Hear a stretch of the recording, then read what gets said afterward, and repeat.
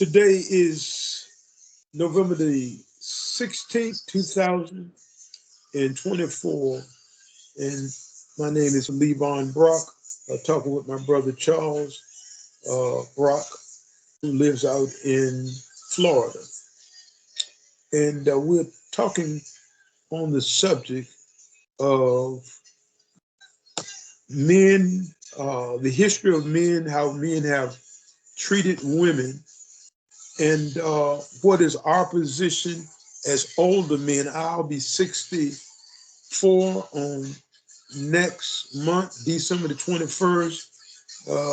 And Brother Charles recently turned 60. So we're men of age. So we're talking about the history of men, our experience growing up as young boys, how we were influenced by older boys, as well as being influenced by older men. Whenever people have been living longer, like senior citizens like ourselves, we should have more information about men because we are men.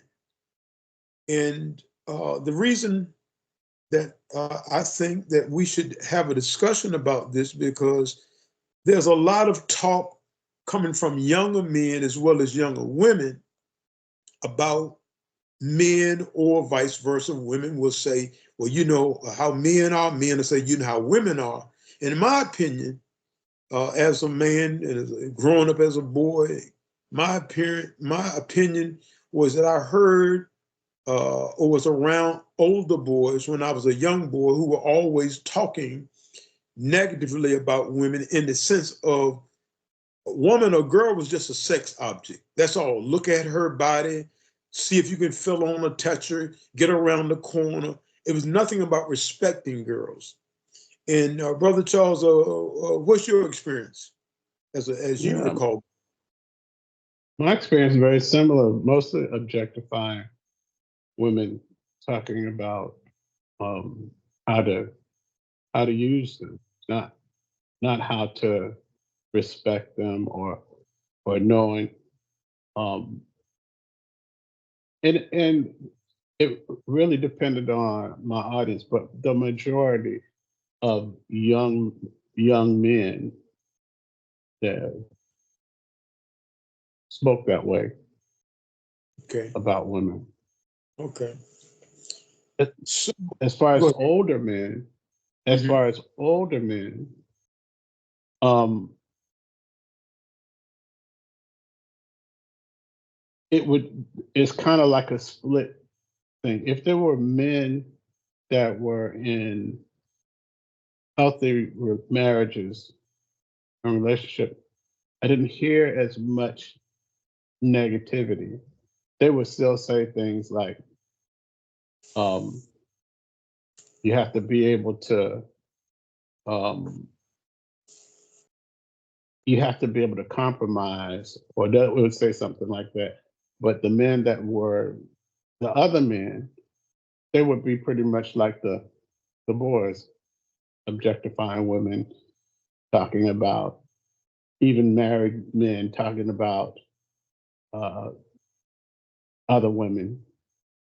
They would see a woman that they thought looked a certain way. They would say some words that weren't necessarily nice regarding them. Okay.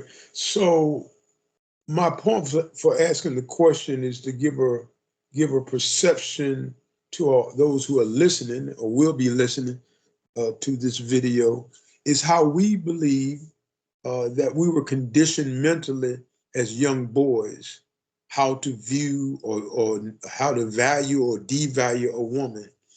And so that's our perspective. It could be isolated or it could be very much the same for most men. And of course, that's my opinion. I believe that's your opinion as well.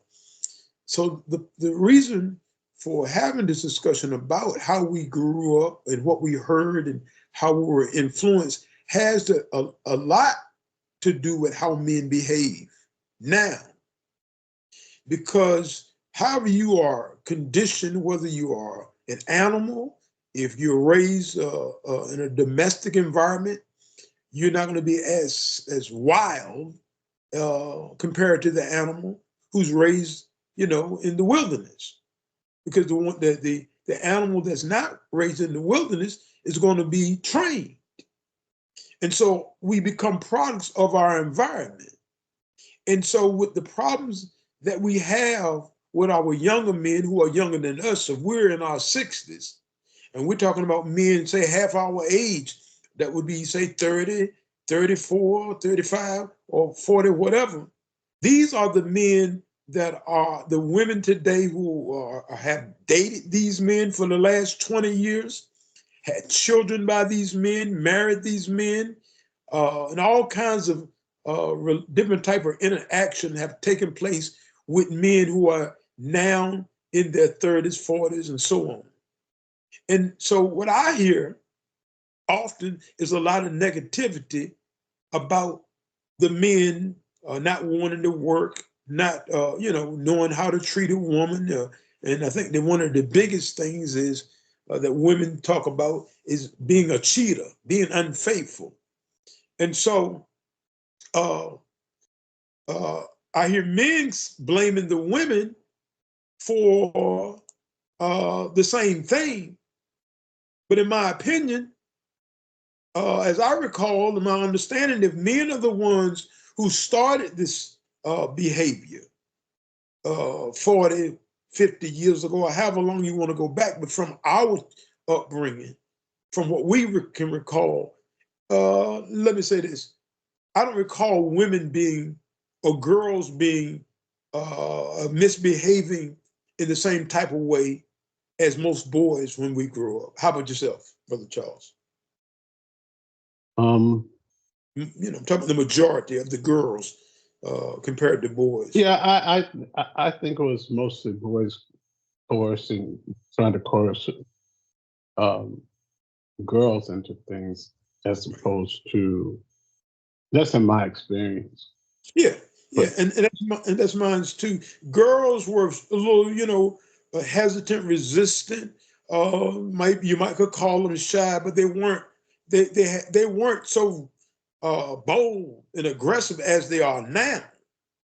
And so mm, I say that point to say, if men started this thing with devaluing girls who became older girls and became younger women, and now they're women in their 40s, 50s, and 60s, and so on, their experience has been that I've never really been valued by men. mm, Yeah. Yeah, that's the experience of most women, in my opinion, that they have not really been valued by men in the general public. And so that means they become a product of feeling devalued. And I believe that the tails have turned in the sense that women got tired of this being used, manipulated, abused, mishandled by boys and men, and to the point that they started saying, "Hey, if they can do it, we can do it too." What do you think about that, Brother Charles? I think I think it's a bigger picture. I think if boys haven't seen examples of of women being treated well, like in a household where there's a male head that shows respect to his daughters and his wife, the man might pick the boy might pick up on that to say that's the way. But in the big scheme of things, there's a lot of households that are absent of male role models, and Right. not absent, and not even necessarily ones that are absent of males, but they're absent of male role models. Okay. So that lends to one of two things. If you have a mother, as we had, that shows, that requires respect and presents herself respectful, then we see something that we wouldn't want to destroy or hurt. We wouldn't want to take away the legacy that our mother put us in us as the respect we should show women, starting with her Right. and our sisters, and then out from there. Hmm. Um, so I say that because that's where I gained my respect for women, was watching my mother. And so some all single parent households are the monolith. They all operate different. The mother is often the moral leader, the moral compass. Okay. And for me, not wanting to offend her or not wanting to deal with any consequences of being disrespectful lended to the way I believe or my belief system about how to treat women. Hmm. So I know I said several things in that small um, statement, but I think sometimes a man can be an influence in more than one way. If he's not there, that can cause uh, a boy to seek out his own understanding of how to treat women. He's going to model himself around the people that he see in the community. If the mother is a strong influence and she's very much um, requiring that respect and demonstrating that respectful behavior, then that's going to lend to another type of male that sees a woman in a different manner, in a much more respectful. Hmm. Okay. So Okay. that's my And I appreciate your answer, which would be part of how I'm thinking as well. Um, what I was saying before you spoke on that specific part of what's going on with the outcome. If I was speaking on the outcome or the results of why men are doing, or women, or why women are retaliating, so to speak. Uh, oh yeah, retaliating as a response to the way that they've been treated. And so you're explaining some of the reasons why men may display bad behavior, or boys rather, display bad behavior. First of all, they don't have a male role model showing them how to respect and treat women. And then the mother is the other part. If the mother is not displaying the moral character, then a boy won't know how to treat a woman or a girl if his mother does not model that before him. That's what you're saying, correct? yes, Okay. So uh, all of that has to be considered.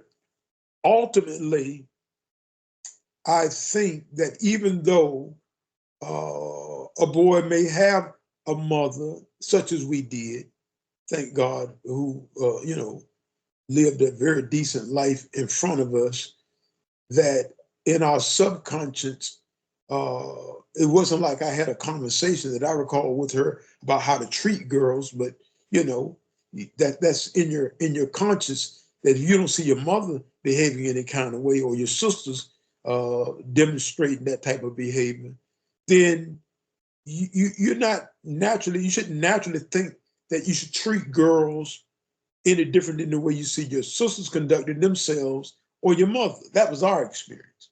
Now, mm, in saying all of that, we don't know what every other boy's experience is, but collectively, if we would uh, recall our experience at school or out in the community around other boys, what our experience was with them is that they taught, or we, I'll say that because we were younger boys at that time. So it wasn't like that we weren't part of it.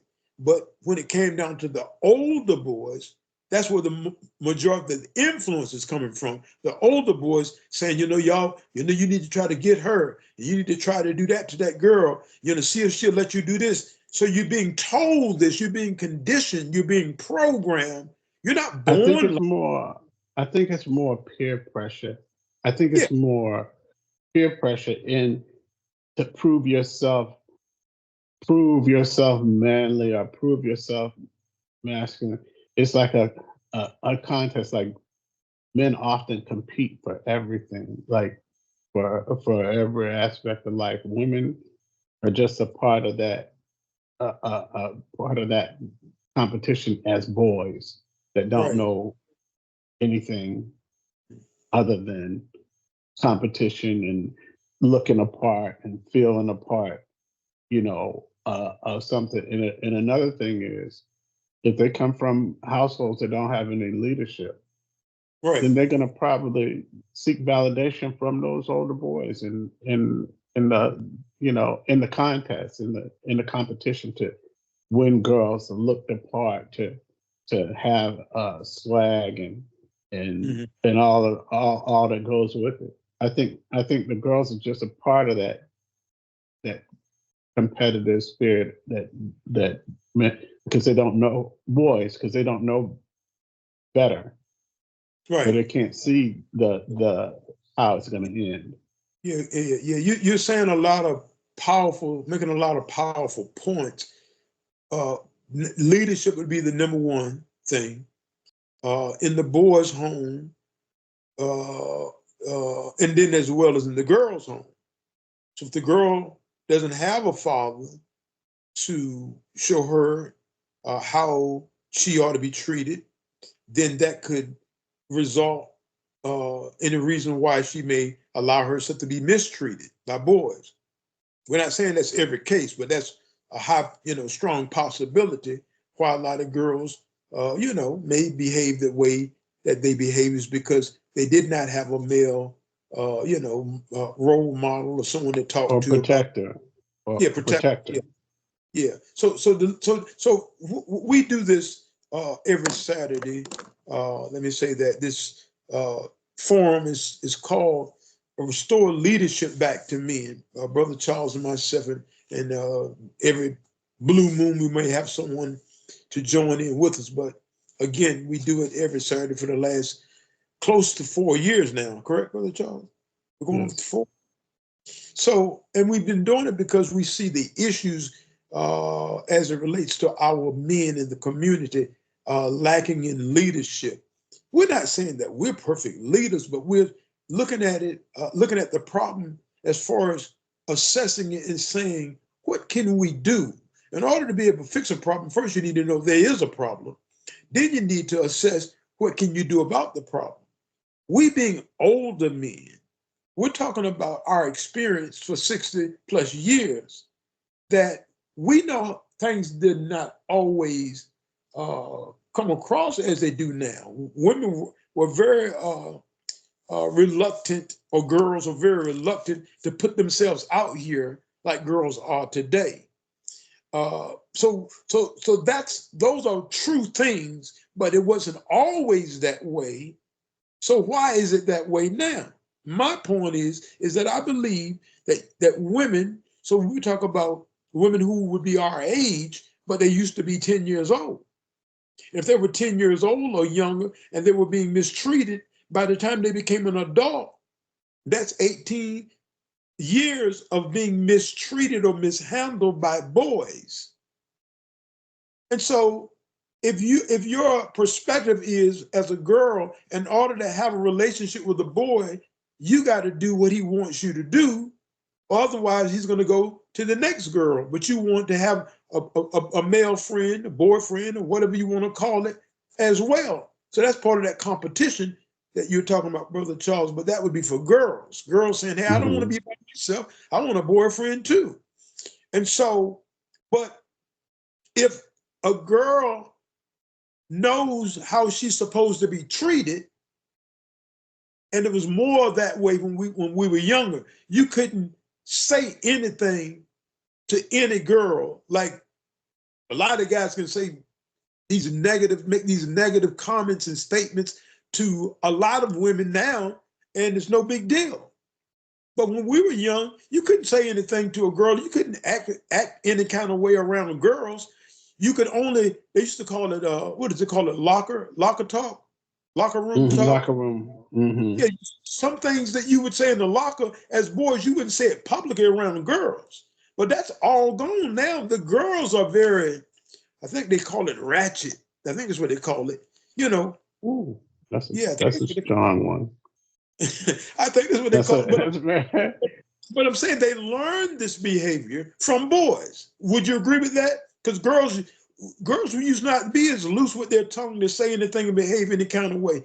I'm saying boys, let me establish this. We talk about leadership, restore leadership back to men. So historically and traditionally, men have been labeled or given the title as the leader, right? So if we are the leaders, then we are responsible for what we have led. If we are the leaders, we need to take accountability for what we have led or the way that we have misled. That's my whole point. We can't just sit back and blame the women and blame the children for these poor results that we have today. Young boys killing each other, and women having all these babies by different men, and there's no real healthy relationships between men and women because of the root matter. You have to go back to us, the older people. What did our children experience? Our children of our generation, what did they experience? If they experienced what I believe, and until someone can cause me to disbelieve it, that is what I believe, that we have led poorly as men. And so don't say you're a leader and not be willing to take the responsibility for the poor results. If you're the leader, Brother Charles, you were in the military. You know what's your commanding officer's title would be when you were in the military, Air Force? My commanding officer. Who's over you? Did you report to? Well, okay, my immediate supervisor. Let's say that. Okay, that's what I report to. So would the supervisor have a title other than supervisor? He could be the.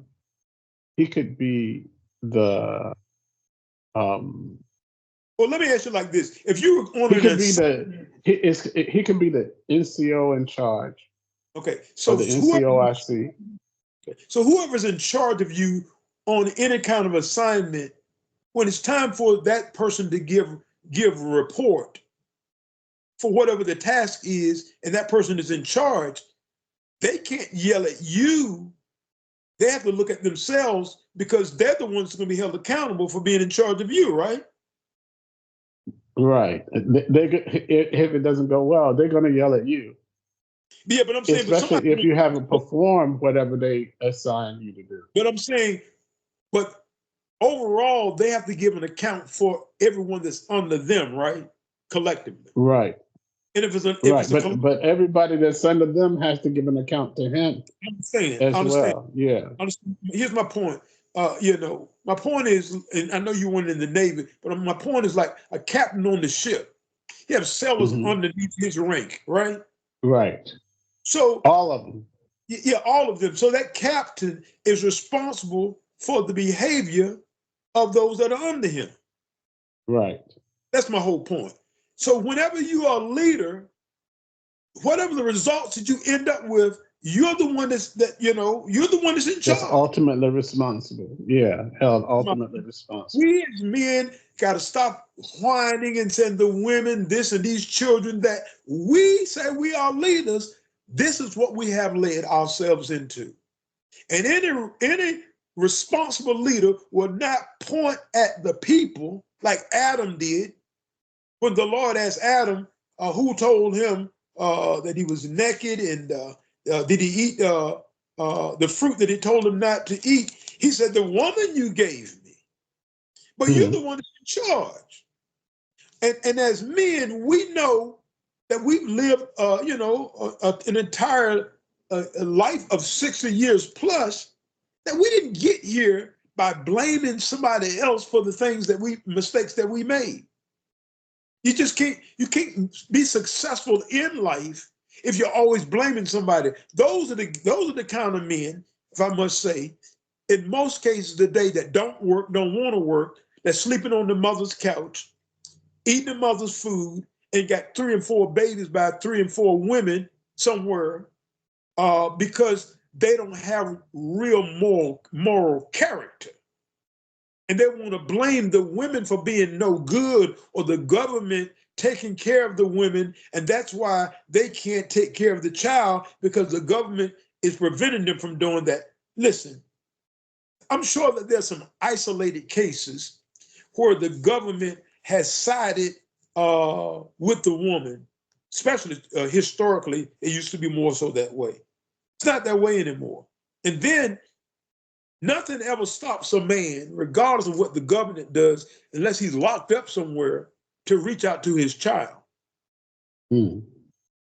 And a lot of men, Well, I'm going to say this and I'll give it back to you, Brother Charles. A lot of men have abandoned their responsibility because they can't get along with the mother of the child. And they'll say, well, I'm just not going to go through all that dealing with her. So when you're not willing to fight for your child, you've abandoned the child also. So then you blame the way that the child was raised by the mother. Well, she did the best she could do, whether it was your best or not, because you didn't fight as a leader. As a leader, you're supposed to fight to produce leadership results. All right, Brother Charles. okay. I'm going to take a little bit of heat off of the men if they haven't seen a healthy relationship, if they haven't seen examples of men. My son goes to work daily. He doesn't expect to somebody else to take care of him. Gets up and goes to work, but he's seen his father go to work. He's seen his father provide. So that puts a different expectation on him. He was never allowed to sit around and do nothing and wait for somebody to take care of him. When he became old enough to work, he said, Dad, I want to work. Mm-hmm. And I said, well, what's important for you is to go to school and take care of what you. He said, but I want more.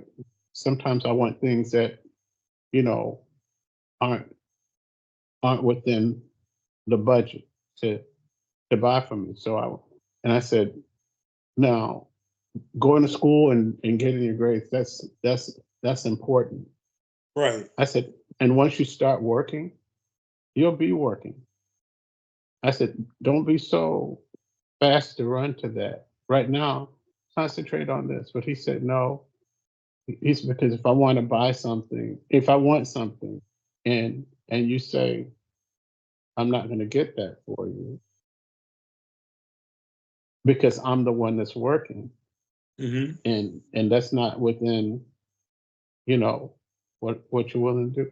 He said, I don't want to ask you to do more. I want to do something for myself. But why did he say that? Because he's seen an example. He seen his father go to work. He's seen his mother go to work. That's a strong point, Brother Charles. And I want all of that to be said. What I'm trying to establish is that a lot of men have not been that kind of role model. Right. As you have been to your son. The men have not been. That's what I'm trying to say. So if the men have not been that example, don't blame the women in the outcome of the results of the children who are 30, 40, 50 years old and say, well, they was raised by their mama. She spoiled. I put some on the son of women if they allow their son to lay around the house and not get jobs and not go out to work. Here's what I'm saying. The same way that the mother, the child may not have the role model, like you said, you displayed the example before your son, you and your wife, his mother displayed a work ethic. So the mother who's left with raising these children then she has to be given, you know, that consideration as well. Maybe nobody showed her how to raise this boy. So, but so the father, if he's not disabled, you got to consider all that. If he's not deployed in the military somewhere, and then thirdly locked up unjustly, because if you do something illegal to get yourself locked up, don't blame the women. Because there's a lot of things that I hear men say, well, or the government, the white man, you know, they locked us up. Now we know about racism. We know about all, but every black man that's been locked up is not because of the government or, you know, police brutality. If you went out here and sold drugs or stole or robbed or raped or whatever you did, that's something that you have to take responsibility for. At the same time, we know that there are things that have been done wrong to the black man by the white man or by the government, or him not having a father in the home to show him what to do. And I'm saying that goes for the woman as well. The problem that I see that exists, and is not going anywhere, is that there's a new group of men that wasn't the same group of men when we were younger, who did not work. Right. Or when we were men went to work. Men don't go to work today. The women go to work while the men stay at home, play video games. Now, and I know this probably may not apply to most men, but I've never played a video game. I'm not opposed to playing one either. I have no problem with it. I'm saying when I was raising a family with my wife, I didn't have time for games as much as making sure I'm going to work and paying those bills and spending time with my children and whatever activities they had going on. I'm hearing stories about men playing video games 4, 5, 6 hours a day. Where do you get time as a grown man to play a video game when there's work that need to be done to pay bills? So these are the kind of men that are out here today that were not, I don't recall any of them when I grew up, seeing men sitting around playing while their wives went to work. And so that happened over a period of time.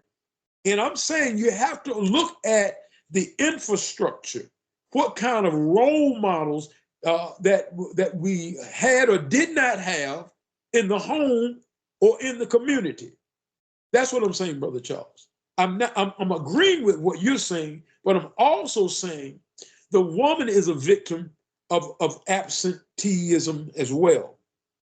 Mm-hmm. And so if she's left with the child, and I'm saying these men are, I hear men saying, well, the reason we're not there because the wives won't let us see our children. Or listen, I'm sure there are cases that like that are true, but that's not all the cases. My experience in dealing and talking with men, and I do a lot of talking I'm a pastor. I do a lot of talking to people.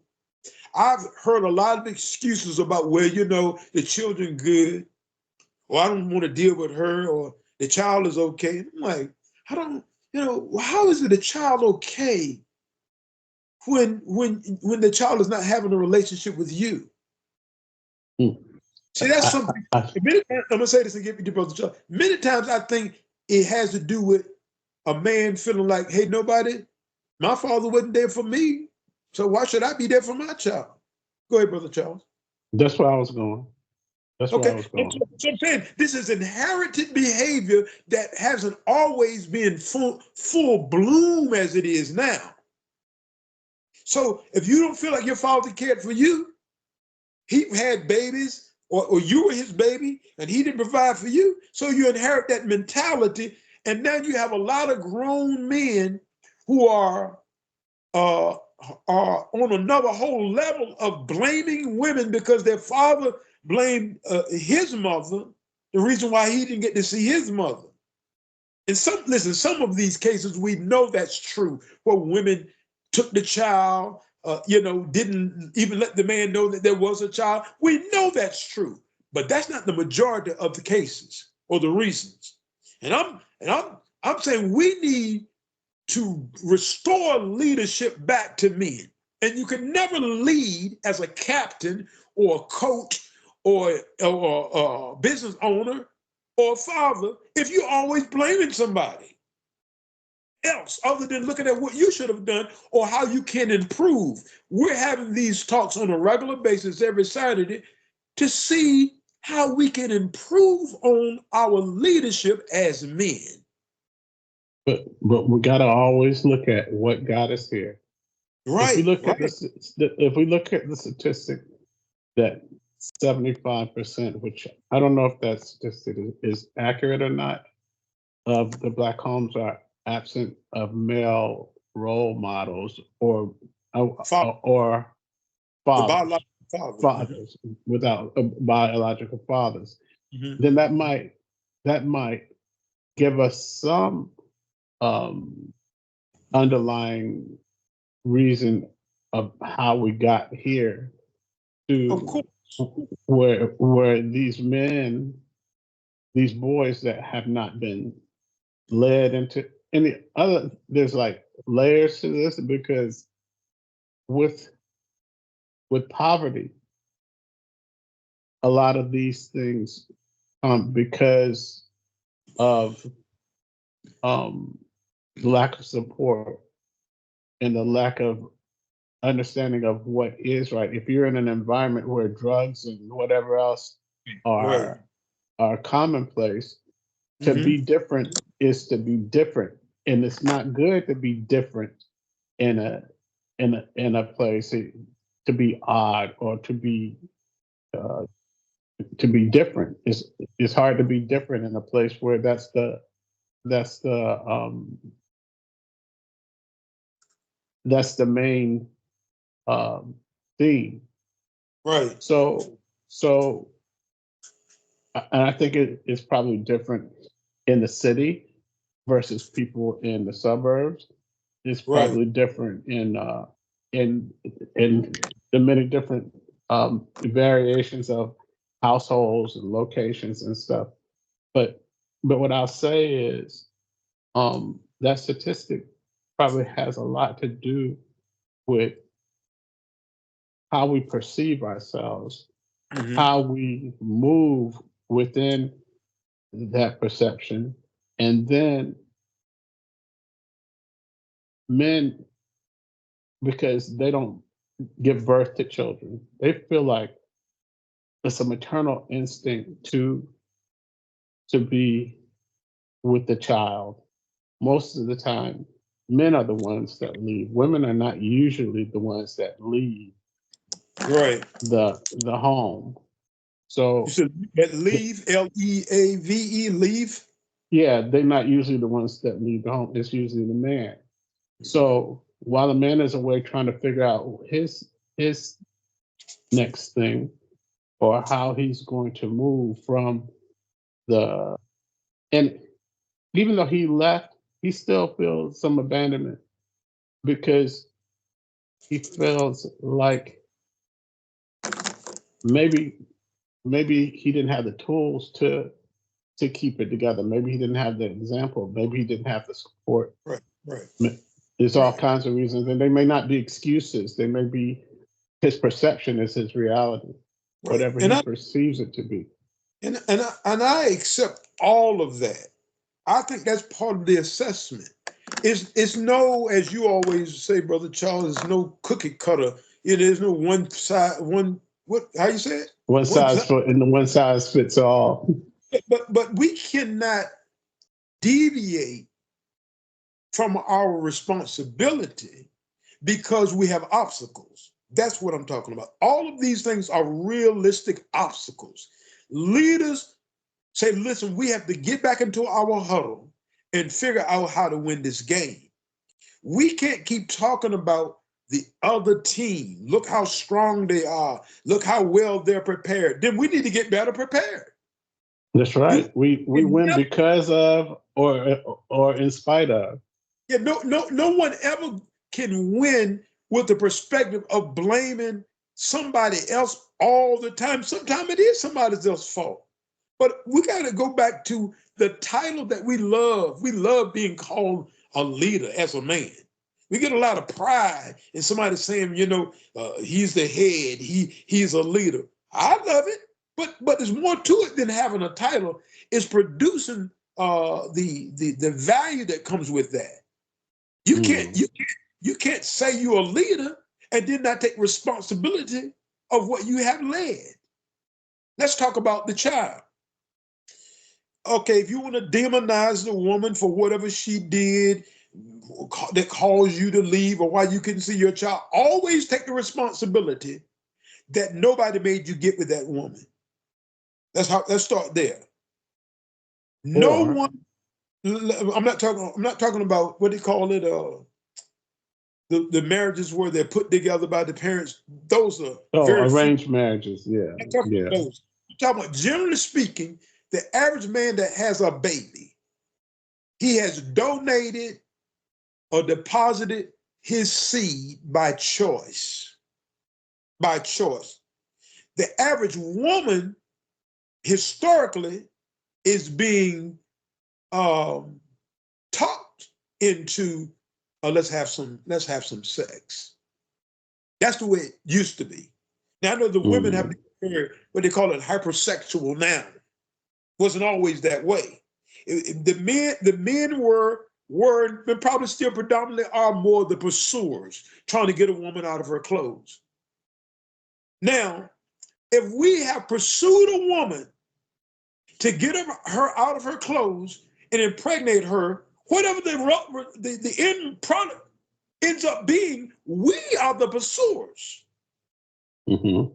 That woman could have never got pregnant if we didn't pursue her. Am I right? But this is the point. The point is, we plant a seed, and we can. That's where it it shouldn't be where it ends. But as far as our decision making as to what happens next, No, excuse we me, don't. Brother Chuck. I'm saying the first decision usually most of the time comes from a man pursuing a woman. Most of the time, not all the time, because I know that hasn't been my case. Most of the time, historically, it's a man saying, let me see if I can talk to her, get her number. Somebody, in the old days, you passed a note, they asked a friend, what's her name? See if she's willing to talk to me. So if a man is willing to pursue a woman and to have sex with that woman prior to even her being his wife, take responsibility for your decisions. So before But the you, thing is, when they went to get with that woman, their goal wasn't to produce the children. Not most of the time. It wasn't. hold on. I'm agreeing with you, Brother Charles. I'm agreeing with you. The point is, whatever I invest in, if I lose my investment, that was my decision. I can't blame the stock that I invested in. I made a decision to invest my money into stock. If I buy a used car and it fall apart, it's not an old dumb car. Look at I made the decision. The car didn't say buy me, spend your money on me. I spent my money on that car. If the car breaks down on the middle of the highway, it's the car that I chose to spend my money on. It's that simple. Right. Then the The car car is has the problems with, but I chose the car. the car is not a decision maker. You're the Right. decision maker. And But so when there's two people, when there are two people, a male and a female, they are both decision makers. you agree. Here's what I'm talking about, the leadership part of it. The leadership part is the person who's doing the pursuing. If you look at the percentage, we're talking about percentage of the pursuers over history, it's been the man. You do agree with that, right? So we're the I do. leaders, we're doing the pursuing. If we end up with a baby, we would not have this baby if we've never pursued that woman. Hmm. And that woman end up not being a productive woman, that's just the woman that we chose. Hmm. It's the woman That's that we chose. interesting. Yeah, we chose her like the car. The car, if it breaks down on me, it's the car that I chose. The car didn't knock on my door and say, buy me. I I agree spent my, with that. you do? I agree with that. I'm, I I'm agree trying with to, that. This I'm about trying the decision making. Yeah, I'm trying to highlight that part about the leadership responsibility. Men are crying like babies with these women. These women, we created this environment, and I'm saying this based on what we talked about in the beginning, our experience as little boys. We created an environment of devaluing women. Can I ask a question? Were you ever told? Were you ever told to that this woman that you're going to pursue, that you have to be responsible and respectful, understanding that if you if you pursue this woman and you enter a sexual relationship, Mhm. the result could end up with you having a child. Right, Are you prepared for that when you lay down with us? Most of the time, that speech didn't happen. Most of the right, time, we never heard that. right, And right. you let's go back to what we talked about first. The Mhm. competition, the Right. competition of boys to get with girls. They want to know how, they want to say who they've been with, how many, and some boys. Yeah, how easy it So was and what so she let her so do. they're not under the leadership of treat this woman like your mother or your sisters Right, and think right, about what the consequences if they're pregnant at this right. point. We never had all that conversation. So the missing leadership is partly. I mean, we can't ignore that Oh, as that's the main part. It's the main right, part because again, without leadership, you can't expect anything to turn out the way it's supposed to do without proper leadership. right. So this is why we're talking about restoring leadership back to men. Because there is no real leadership now. It's a lot of talk and a lot of blame going around. And it's mutual. But at the end of the day, we men are the leaders. So it can't be mutual. It can't be tit for tat. Well, do you know what she did? I don't care what she did. I'm the one that chose to pursue her. I'm responsible for the woman that I chose. I'm responsible for the child that I had by that woman. Not what she did. I made the choice as a leader. And that's the I part that agree. we're making excuses about the choices that we made. Because in most cases, the man pursued the woman. In most cases. And even if a woman, if I must be vulgar, even a woman present herself to you and say, come on, sleep with me. You don't have to. You're a leader. You're not a follower. You're a leader. You don't have to sleep with a woman if you're a leader. If you sleep with her because she said, come on and sleep with me, you are a follower. So then you take responsibilities for following when you're supposed to be leading. Mm. Leaders, we're supposed to take responsibility. Said, I was not leading when I should have been. I followed. And now I had with this child because she said, come on and sleep with me. Well, you followed. You weren't being a leader, you were being a follower. So take responsibility for that. Even if your father or if our fathers didn't provide that guidance, we're still saying we are the ones that are leaders that didn't have the guidance. And that's why we didn't provide good leadership or make good decisions at the time that some woman was offering her body to us. That would Mm. be the excuse or the reason why. That's yeah. But That's a but it still that's but it still doesn't uh, remove the fact that we are the leaders and we're responsible for the decision that we made. hmm And poverty, as you brought that up, which was a very good point, poverty does cause or impact a lot of the things that we do, uh, you know, in the community, whether we lie, steal, cheat, whatever. We can't remove that part of it. But again, if we have working men in the community taking care of their families to the best of their ability, and that's what our children inherit, seeing men in the community, whether you don't see your own father in the home, you see your grandfather, or you see the next door neighbor or the mailman. You see men working. What we have But today is a lot of black men not working. A lot of black men not working. A lot of black men not working. A lot of black women working.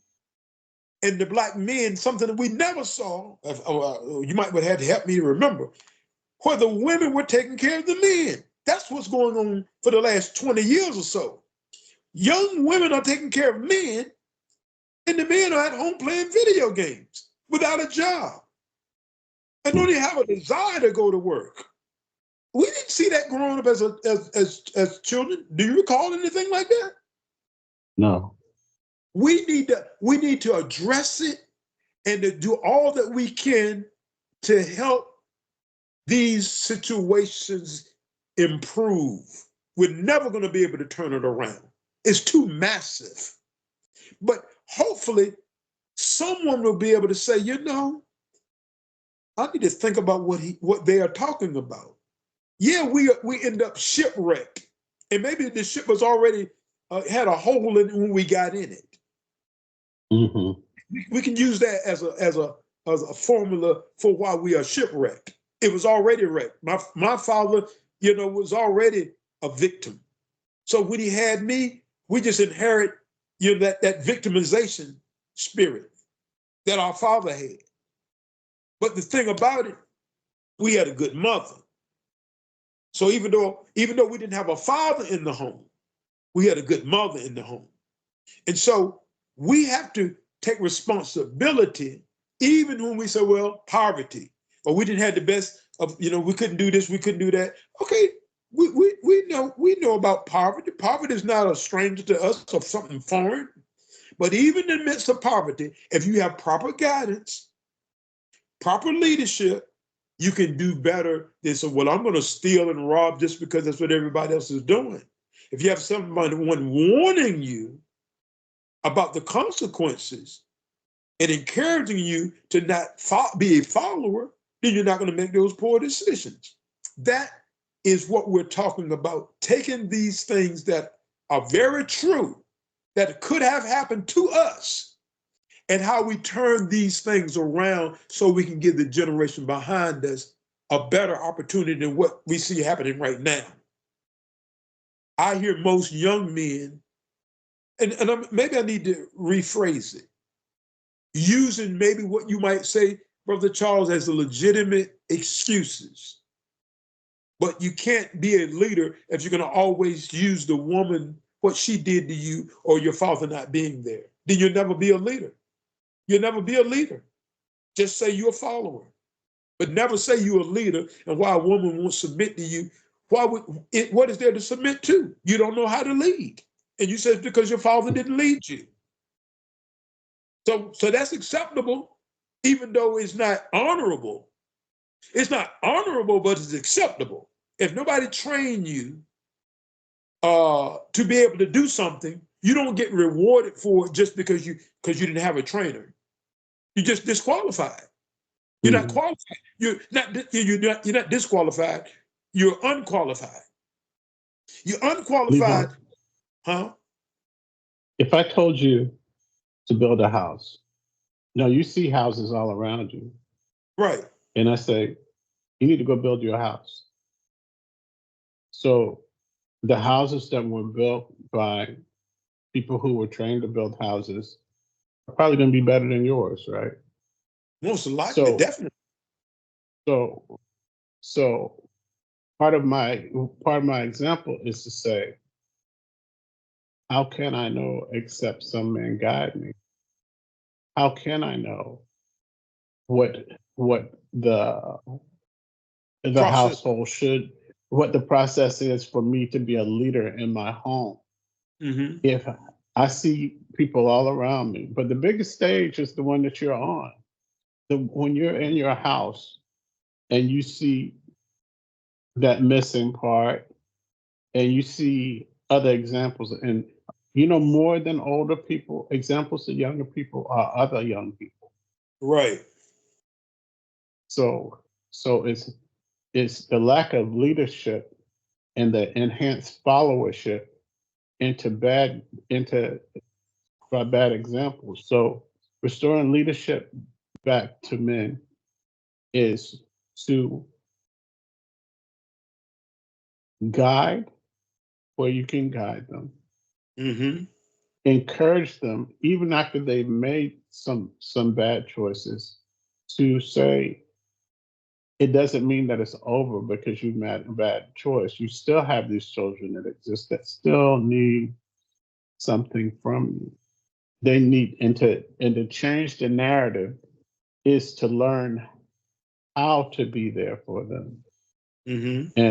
And the point is, if we've learned that if it don't work out, we can just leave. Right. That's a major intersection into how that's where the restoring needs to happen first, before either before they leave or Mm-hmm. if they leave, to say you've left the marriage, but there are still children that Right. you're responsible for. And I think they haven't heard that. No one holds them accountable.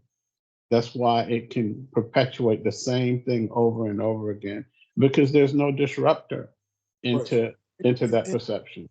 and that was like, I would say, my not my final point, but my ultimate uh, point of why I think that as a Black community that we're in such a mess is because even when there are many cases of fathers not being in the home, the statistics say 75% of biological fathers are not in the home, with the children. But Hmm. when we came up years ago, we went to church, and we didn't have a choice to say we're not going. If you're told that you're going to church, and you say I don't want to go, well, you're not going anywhere else. So we have a broken down structure in our community of children. Parents, first of all, don't go to church, and then the children don't go to church because the parents not going to church, and then the church that people go to is the point that I'm trying to get to, because the reason why you go to church is there's supposed to be a pastor, a leader, a leader. When we came Hmm. up, the community usually went to the community church.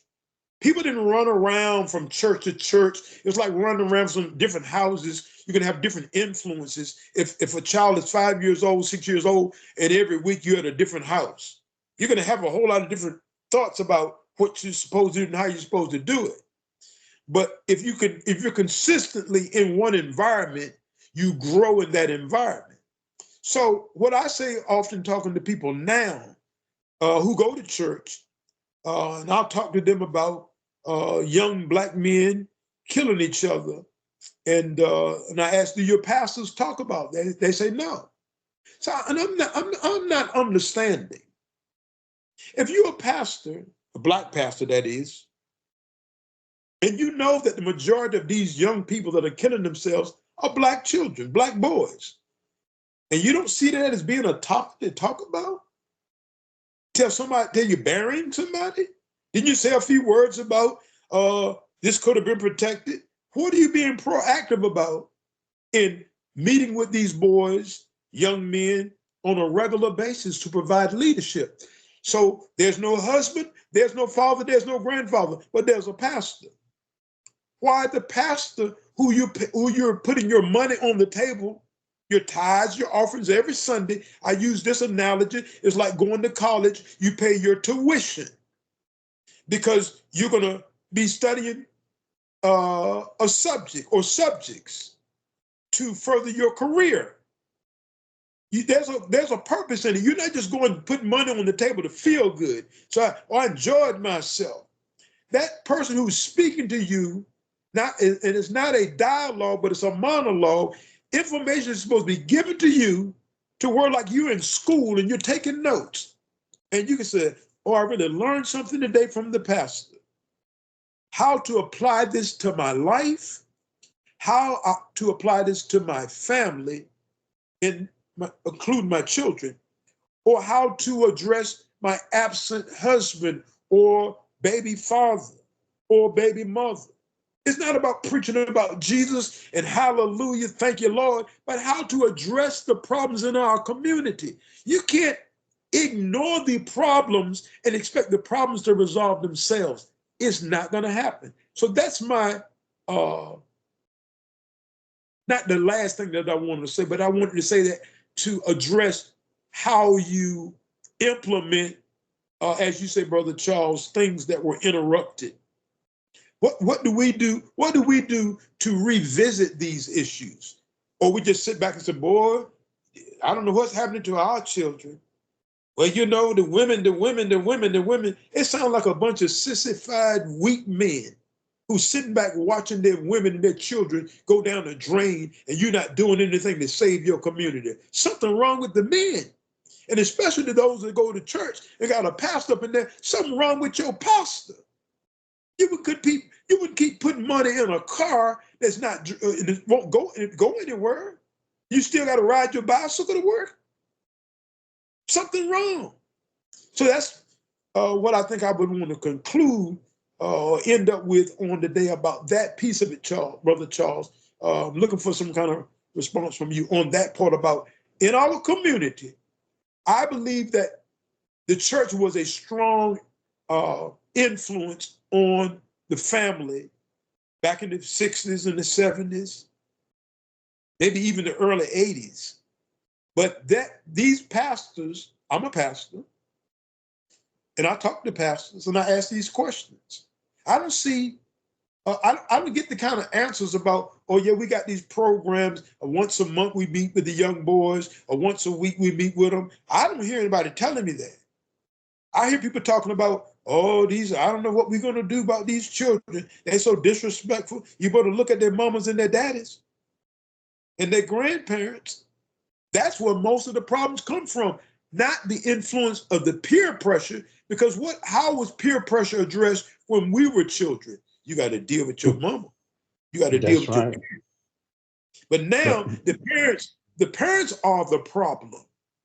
So you can't correct somebody's child and they go home and their parent let them do what they do. It's like a defeated purpose. So if the parent go to church, I'm saying I'm confronting the pastors, collecting money, tuition money, tithes and offering. But what subject are you teaching? What kind of programs do you have going on regularly in order to bring about a change where there's a deficiency? You need a regular change, something that has to be consistently going on regularly to bring about something that's positive or improvement. Brother Charles, I'm sorry I asked you, but I'm giving it back to you to say some words on the position of the church as compared to how it was when we were children, and the position of the church today, and its effect on the family. Okay. So what I understand is that church attendance is down among young people. I mean, in a greater way than before. Let's say, not even. I'm not just going to say pandemic. I'm going to say pre-pandemic that there was uh, uh, lack of attendance or lack of attendance by young people in churches, and I think part of it is that they see it as tradition, but not effective in uh, making substantial having a substantial effect on their daily lives, other than going through the motions of going to the church, hearing someone say something, giving some money, and then going back into their environment. They didn't really see a change that we could see when we were growing up, the influence of the church and it was more than just going to sit under a pastor speaking. The church was the community. I mean, you could get a lot from the church, from not just from the influence or the. It was a place where things happened. It was a place where you could, if you didn't know the good men, or where to look to see who the decent men were, you could see that in the church. But I don't think the young people are, they're at a different place. They don't believe that the church is as impactful as it was then.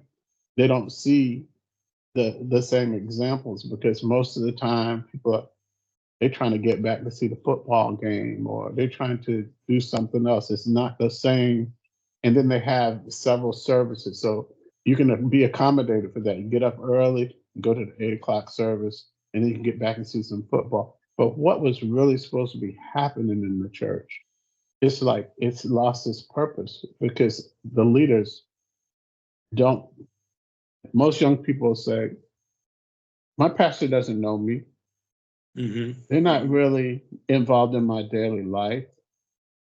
I'm just going to church like my grandmama and putting some money on the table and going on. And he's taking the money and going and doing whatever. But it's not, and I think it starts at the top. The pastor needs to see his position in the community, in the, not as only as the leader of the church, but basically as a leader of the community. If Mm-hmm. young people don't see that people care about them, you can get a lot of people, you can get people to do almost anything for you if they believe you care about them. Mm-hmm. Mm-hmm. So, so a lot of people can hear things. We're older. We're gonna go because we're gonna get something from the service, because we kind of know what we're looking for. The young people, they're going with expectation, and when they're disappointed, they're not going to keep doing the same thing over and over again. So that falling away is a tearing away of the moral fiber that they would get from good leadership. Not just about collecting money or even building buildings. How you made them feel concerning being cared for, being supported, being uh, a part of something, that they just haven't felt that. And the outcome is the behaviors that come from that as a result of failed leadership. Okay. That's my opinion, and it seems like you agree with me that, and so that has to be addressed. You can't expect the children, and I'm going to say this, not in a derogatory or chauvinistic way. You can't expect the women and the children to do what the men are supposed to do, and say, "Oh, the women and the children, they sure failing us." Well, we better look at our, Exactly. look at ourselves. We men are the leaders. I don't want to hear all this stuff about how the bad the women, how they ain't no good. You made them no good. That's my opinion. You made them no good, demoralizing them, devaluing women, calling them out of their name, trying to get in their clothes. And you did that. Take responsibility of what you did. You turned these women into the way that they are. They didn't come out here and say, "I want to give up my virginity." No, it wasn't that. The men pursued them until they said, "Well, if you don't give me what I want, then you don't really want me." Then the girls gave in. And that's been going on for many years. Now we got the product of that manipulation and abuse that's done to these women. And when the women are acting out or misbehaving, we're not looking at that we created this monster. We created it. Leaders take responsibility of poor performance. That's right. You take responsibility of your poor performance and say, I want to improve. I can't improve if I keep talking about what somebody else did. I got to take accountability for my part. And hopefully by me doing that, that they will take responsibility for their part. So I have one thing that I wanna add. Um, you said ratchet. I would say aggressive, and I'm going to say that stance has become a defense to the offense that has occurred to them, meaning they're responding to something. They're responding to being tired of Mm-hmm. men that are not worth their salt, as people say, that are not um, leading, guiding, Mm-hmm. supporting, encouraging, protecting, Mm-hmm. aren't doing those things. So they have Mm-hmm. to go about establishing, like, if I have to do all of this for myself, then I'm going to pick and choose. I'm going to take that place of leadership since they're forcing me to be over this. And I'm going to make choices for myself and make choices for my life that work. Yes. So that's the defense. That's responding to the Yes. offense. It's all the Yes. same word that has It's been done.